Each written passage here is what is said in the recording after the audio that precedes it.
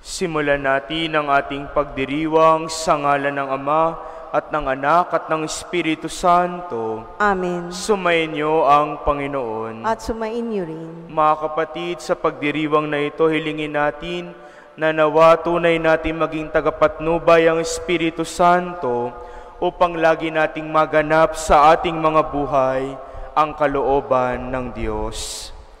Aminin muna natin ang ating mga pagkukulang at pagkakasala at dumulog tayo sa Diyos ng awa.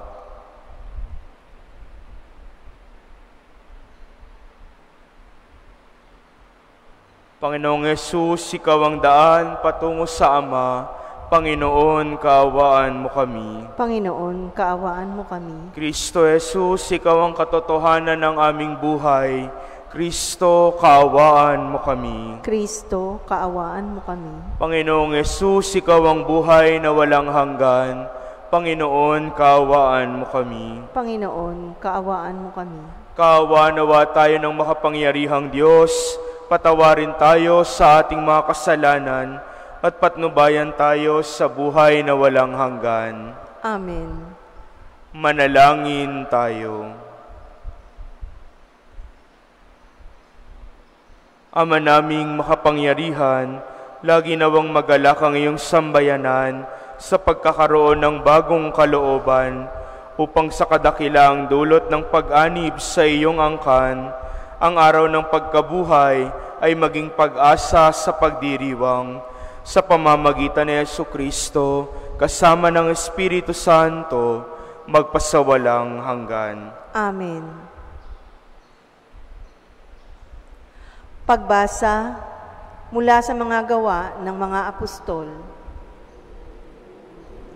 Noong mga araw na iyon, dinaluhong sina Pablo at Silas ng mga tao, at matapos pahubaran ng mga pinuno, sila'y paulit-ulit na ipinahagupit, saka ipinabilanggo at pinabantayang mabuti.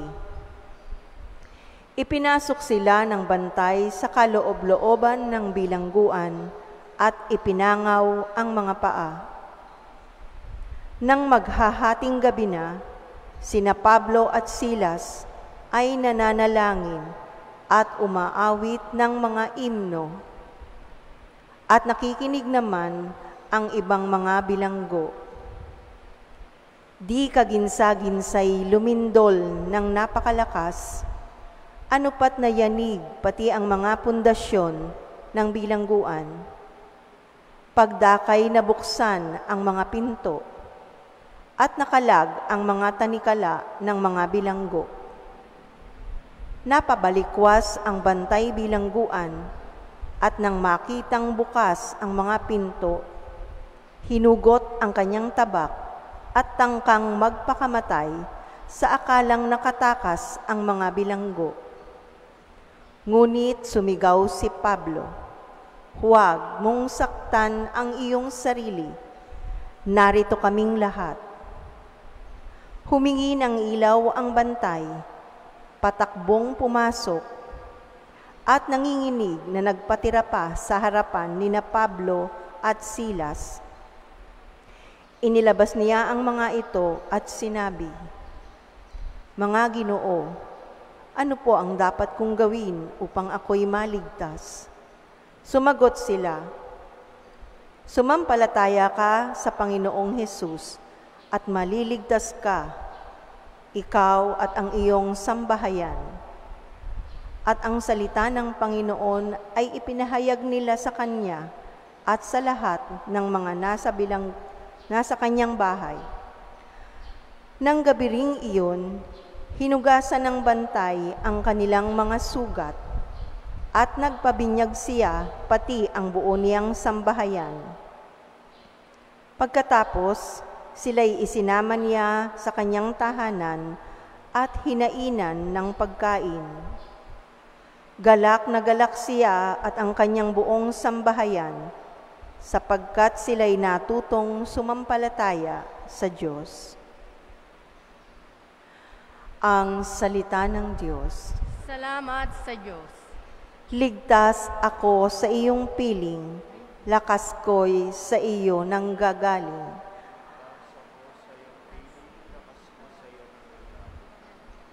Ako poon buong pusong aawit ng pasalamat. Sa harap ng mga anghel, pupurihin kitang ganap. Sa harap ng iyong templo, ay yuyuko at gagalang. Pupurihin kita roon, pupurihin ang iyong ngalan. Ligtas ako sa iyong piling, lakas ko'y sa iyo nanggagaling. Dahilan sa pag-ibig mo at sa iyong katapatan, ika'y tunay na dakila, pati iyong kautusan. Noong ako ay tumawag, tinanggap ko ang tugon mo. Sa lakas mong itinulong, ay lumakas agad ako. Ligtas ako sa iyong piling, lakas ko'y sa iyo nanggagaling. Nahahandang harapin mo, mapupusok kong kaaway. Ligtas ako sa piling mo, sa lakas na iyong taglay. Yaong mga pangako mo ay handa mong tupding lahat. Ang dahilan nito poon, pag-ibig mo'y di kukupas, at ang mga sinimulang gawin mo'y magaganap. Ligtas ako sa iyong piling, lakas ko'y sa iyo nanggagaling.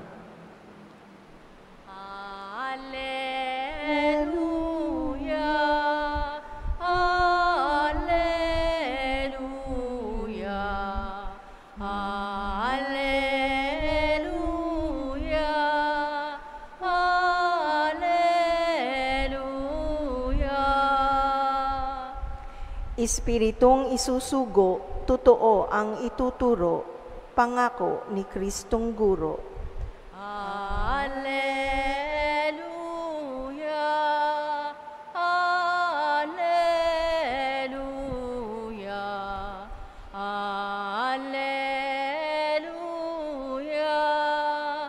alleluia, alleluia. Sumainyo ang Panginoon. At sumainyo rin. Ang mabuting balita ng Panginoon ayon kay San Juan. Papuri sa iyo, Panginoon. Noong panahong iyon, sinabi ni Jesus sa kanyang mga alagad, "Ngayoy paroroon na ako sa nagsugo sa akin. Wala isa man sa inyong nagtatanong sa akin kung saan ako pupunta. At ngayong sabihin ko sa inyo, natigib kayo ng kalungkutan. Ngunit dapat ninyong malaman ang katotohanan, ang pag-alis ko'y sa ikabubuti ninyo, sapagkat hindi paparito sa inyo ang patnubay kung hindi ako aalis. Ngunit kung aalis ako, susuguin ko siya sa inyo. Pagdating niya ay kanyang patutunayan sa mga tao sa sanlibutan na mali ang pagkakakilala nila sa kasalanan at ipapakilala niya kung ano ang matuwid at kung ano ang kahatulan. Mali sila tungkol sa kasalanan sapagkat hindi sila nananalig sa akin. Tungkol sa matuwid sapagkat ako'y paroroon sa Ama at hindi na ninyo makikita. Tungkol sa kahatulan sapagkat hinatulan na ang pinuno ng sanlibutang ito. Mga kapatid, ang mabuting balita ng ating kaligtasan. Pinupuri ka namin, Panginoong Hesukristo. Magandang umaga po sa inyong lahat, mga kapatid. Patuloy tayong nagninilay sa misteryo ng nalalapit na pag-akyat ng Panginoon sa langit pabalik sa kanyang Ama. Kaya sa mga ebanghelyo sa mga araw na ito, maririnig natin ang iba't ibang paghahabilin ni Jesus sa kanyang mga alagad. At sa ebanghelyo ngayon narinig natin, ipinaliwanag ni Jesus ang dahilan kung bakit kailangan niyang bumalik paakyat sa kanyang Amang nasa langit. Sabi ni Jesus, "Kapag hindi ako umakyat pabalik sa Ama, hindi darating ang isang sugo para sa inyong lahat. Hindi darating ang tagapatnubay, ang Espiritu Santo, na siyang magtuturo kung ano ang tama at mali, kung ano ang kalooban ng Diyos, kung ano ang makapagliligtas sa tao sa kanyang buhay. Kailangan bumalik ni Jesus sa Ama para bumaba, pumanaog, maisugo ang Espiritu Santo sa ating lahat. At ang Diyos Espiritu Santo ang magiging patnubay natin hanggang sa muling pagbabalik ni Jesus upang hukuman ang bawat isa sa atin. Ang Espiritu Santo ang siyang kapangyarihan sa likod ng lahat ng sakramento upang matanggap natin ang kaligtasan na iniaalay sa atin ni Jesus araw-araw. Kaya naman napakahalaga ng ating pagiging bukas sa pagkilos ng patnubay ang Espiritu Santo. Sapagkat kung hindi tayo makikinig sa Espiritu Santo, napakalinaw ng sinabi ni Jesus, ang mali ay hahatulan, ang hindi sumusunod ay makikita, masisiwalat sa lahat. Makikita natin kung ano nga ba yung mga katotohanan na itinuturo sa atin ni Jesus. At nakita natin ang kapangyarihan ng Espiritu Santo sa ating unang pagbasa. Muling kinulong si Pablo at si Silas sa kanilang pagpapahayag tungkol sa mabuting balita ng kaligtasan. At kahit nakakulong, hinagupit at pinahirapan si San Pablo at si Silas, hindi nagmaliw, hindi nabawasan ang kanilang pananalig kay Kristo. Bagkus anong ginawa nila sa loob ng kulungan, sila'y umawit ng mga papuri sa Diyos, sila'y nanalangin sa Panginoon. At dahil dito, hindi lang basta misteryosong nabuksan ang kulungan, natanggal ang mga tanikala sa kanilang kamay at sa kanilang paa. Bagkus dahil sa kanilang pag-awit, dahil sa kanilang pananalangin, pati na yung mga kasama nilang bilanggo ay sumampalataya kay Jesus. Kasama na rin pati yung mga bantay ng bilangguan. Ganun ka makapangyarihan ang Espiritu Santo. Sa sino mang bukas ang puso, dadalhin niya ang taong ito palapit kay Jesus, palapit sa kaligtasan. At yan ang sinasabi ng ating salmong tugunan. Ligtas ako sa iyong piling, sapagkat lakas ko'y sa iyo nanggagaling. Ang lakas natin bilang mga Kristiyano nanggagaling sa Diyos Espiritu Santo. Nawabuksan natin ang ating mga puso sa Kanyang pagkilos sa ating mga buhay, upang katulad ng narinig natin sa unang pagbasa, makalaya din tayo mula sa tanikala at sa bilangguan ng kasalanan. Makalaya rin tayo sa mga bagay na naghihiwalay sa atin sa Panginoon, upang tayo'y makapamuhay ng may katotohanan at naaayon sa kalooban ng Diyos. Amen.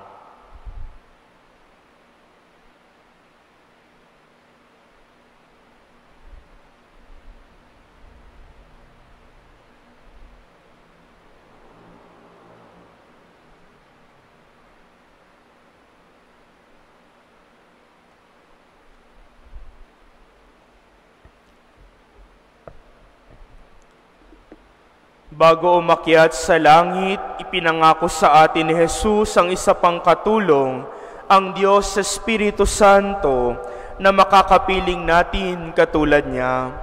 Ang ating itutugon sa bawat panalangin, Panginoon, ipadala mo sa amin ang iyong Espiritu. Panginoon, ipadala mo sa amin ang iyong Espiritu. Ang ating mga pastor, naway magtalaga ng lubusan ng kanilang buhay sa pangangaral ng Ebanghelyo sa pamamagitan ng kanilang pamumuhay. Manalangin tayo sa Panginoon. Panginoon, ipadala mo sa amin ang iyong Espiritu. Ang mga magulang at guro, naway maging mga buhay na halimbawa ng pananampalataya para sa mga taong nasa kanilang pangangalaga. Manalangin tayo sa Panginoon. Panginoon, ipadala mo sa amin ang iyong Espiritu. Atin nawang pagsikapang mabuti na gawin ang anumang nararapat upang ang salita ng Diyos ay maging isang buhay na kapangyarihang magiging kaakibat ng lahat ng ating ikikilos. Manalangin tayo sa Panginoon. Panginoon, ipadala mo sa amin ang iyong Espiritu. Sa mga matatanda, mga nangungulila, at mga may karamdaman, naway ating ipadama ang ating habag. Manalangin tayo sa Panginoon. Panginoon, ipadala mo sa amin ang iyong Espiritu. Ang mga yumao naway makatagpo ng kapahingahan at bagong buhay sa kaharian ng Diyos. Manalangin tayo sa Panginoon. Panginoon, ipadala mo sa amin ang iyong Espiritu. Tahimik nating idalangin sa Diyos ang ating mga sariling kahilingan habang inaalala natin yung mga taong pinangakuan natin ng dasal, gayon din ang mga intensyon na iniaalay sa misang ito.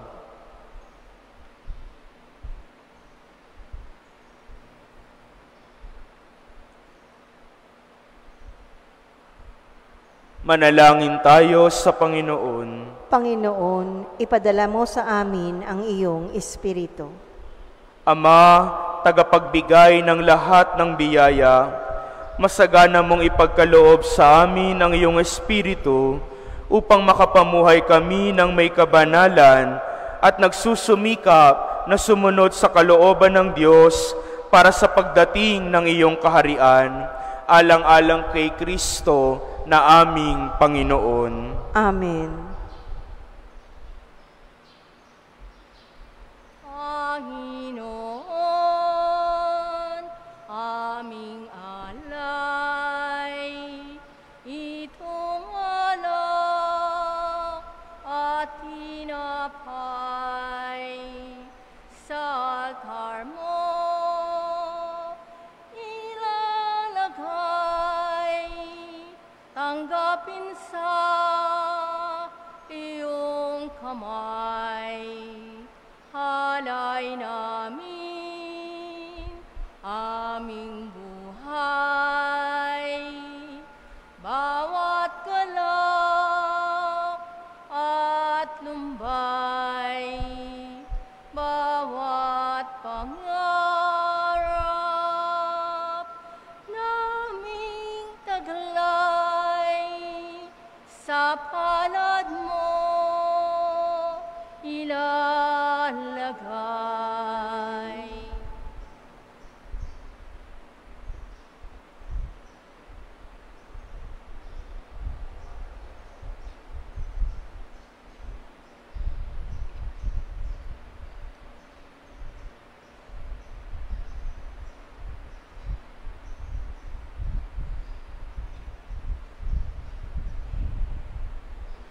Manalangin kayo mga kapatid upang itong ating pag-aalay ay kalugdan ng Diyos samang makapangyarihan. Tanggapin nawa ng Panginoon itong paghahain sa iyong mga kamay sa kapurihan niya at karangalan sa ating kapakinabangan at sa buong sambayanan niyang banal. Ama naming lumikha, ipagkaloob mong kami ay laging magalak sa pagdiriwang ng Pasko ng pagkabuhay ng iyong anak, upang ang ginagawang patuloy na pagsagip sa amin ay maging sanhi ng aming ligayang walang maliw sa pamamagitan niya kasama ng Espiritu Santo magpasawalang hanggan. Amen. Sumainyo ang Panginoon. At sumayo rin. Itaas sa Diyos ang inyong puso at diwa. Itinaas na namin sa Panginoon. Pasalamatan natin ang Panginoong ating Diyos. Marapat na siya ay pasalamatan. Ama naming makapangyarihan, tunay ngang marapat na ikaw ay aming pasalamatan. Ngayong ipinagdiriwang ang paghahain ng Mesiyas, ang maamong tupa na tumubos sa aming lahat. Siya'y talagang maaasahan at ang katapatan niya sa pananagutan ay siyang bumago sa dating pamumuhay sa sangkatauhang namihasa sa pagkasalawahan. Ang dangal ng tao ay ganap na itinampok upang mamana namin sa pakikipagkapatid kay Jesus.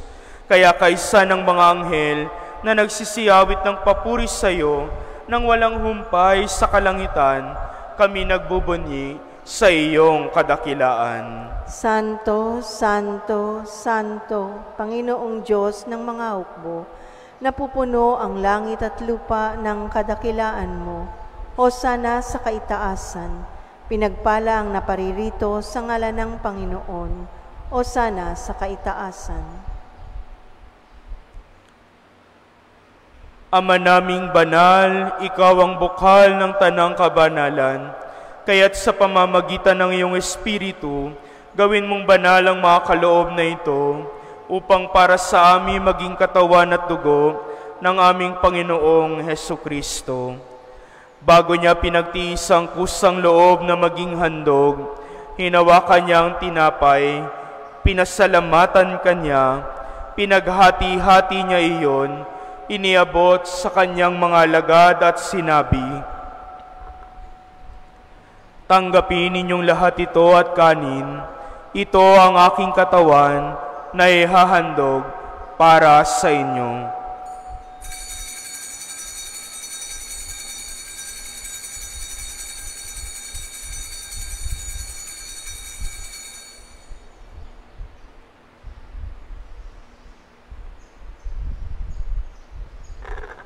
Gayon din naman nung matapos ang hapunan, hinawakan niya ang kalis. Muli kanyang pinasalamatan, iniabot niya ang kalis sa kanyang mga alagad at sinabi, "Tanggapin ninyong lahat ito at inumin. Ito ang kalis ng aking dugo, ng bago at walang hanggang tipan. Ang aking dugo na ibubuhos para sa inyo at para sa lahat, sa ikapagpapatawad ng mga kasalanan. Gawin ninyo ito sa pag-alala sa akin."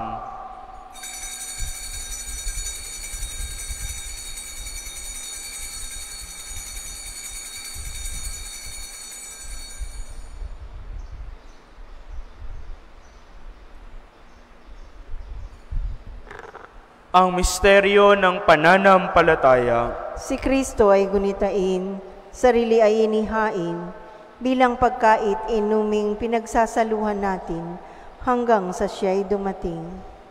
Ama, ginagawa namin ngayon ang pag-alala sa pagkamatay at muling pagkabuhay ng iyong anak, kaya tiniaalay namin sa iyo ang tinapay na nagbibigay buhay at ang kalis na nagkakaloob ng kaligtasan. Kami ay nagpapasalamat dahil kami iyong minarapat na tumayo sa harap mo para maglingkod sa iyo. Isinasamo namin kaming magsasalo-salo sa katawan at dugo ni Kristo ay mabuklod sa pagkakaisa sa pamamagitan ng Espiritu Santo. Alalahanin mo rin ang mga kapatid naming nahimlay nang may pag-asang sila'y muling mabubuhay, gayon din ang lahat ng mga pumanaw.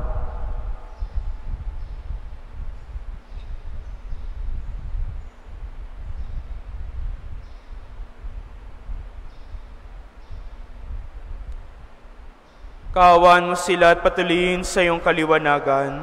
Kaawaan mo at pagindapatin kaming lahat na makasalo sa iyong buhay na walang wakas, kaysa ng mahal na Birheng Maria na ina ng Diyos, ng kabiyak ng kanyang pusong si San Jose, kaysa ng mga apostol, ni Santa Teresita ng Lisieux, Padre Pio, San Carlos Borromeo, at ng lahat ng mga banal na namuhay dito sa daigdig ng kalugod-lugod sa iyo. May pagdiwang nawa namin ang pagpupuri sa ikararangal mo sa pamamagitan ng iyong anak na aming Panginoong Hesukristo.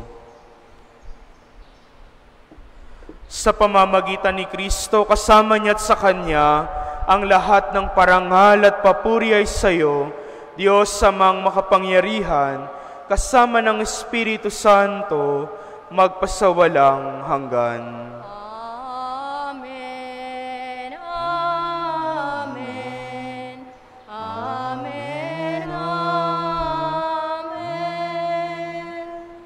Ngayon sama-sama nating dasalin ang panalangin itinuro sa atin ni Jesus. Ama namin, sumasalangit ka, sambahin ang ngalan mo, mapasamin ang kaharian mo, sundin ang loob mo, dito sa lupa para nang sa langit. Bigyan mo kami ngayon ng aming kakanin sa araw-araw, at patawarin mo kami sa aming mga sala para ng pagpapatawad namin sa nagkakasala sa amin, at huwag mo kaming ipahintulot sa tukso, ari-ariya mo kami sa lahat ng masama.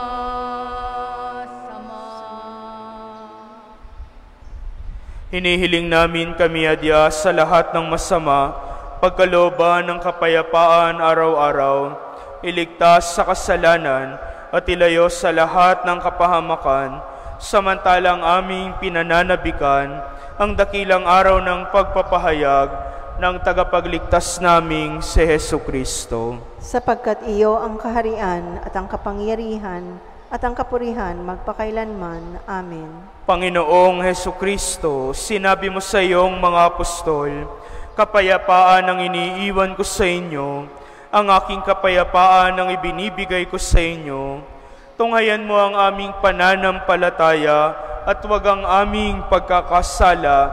Pagkalooban mo kami ng kapayapaan at pagkakaisa ayon sa iyong kalooban, kasama ng Espiritu Santo, magpasawalang hanggan. Amen. Ang kapayapaan ng Panginoong muling nabuhay, naway laging sumainyo. At sumayo rin. Magbigayan kayo ng kapayapaan sa isa't isa.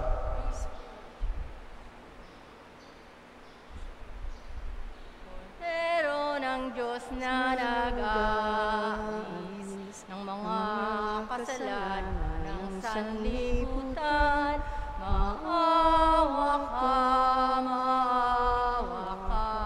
sa amin. Kordero ng Diyos na nag-aalis ng mga kasalanan ng sanlibutan, maawa ka sa amin. Kordero ng Diyos na nag-aalis ng mga kasalanan ng sanlibutan, ipagkaloob mo sa amin ang kapayapaan.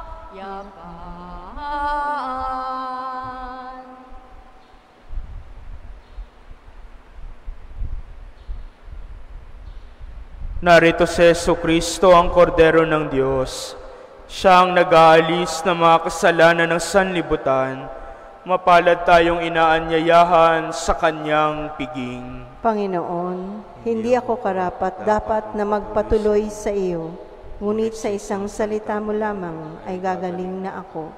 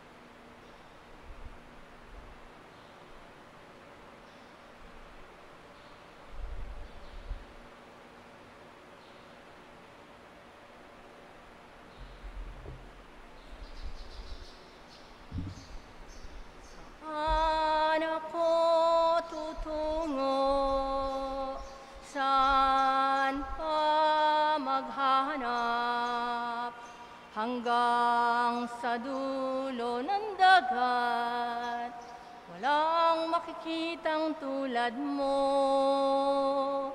Libutin man ang mundong ito, sikaping makamtan ang pangarap ko. Ngunit ngayon at kailan pa man, walang makikitang tulad mo. Ikaw ang buhay, tanging ligaya, munti kong alay, papurit pagsamba sa iyo, Jesus, Panginoon, tagapagligtas, pag-ibig ng Ama. Ikaw ang buhay, tanging ligaya, munti kong alay, papurit pagsamba sa iyo, Jesus, Panginoon, tagapagligtas, pag-ibig ng Ama.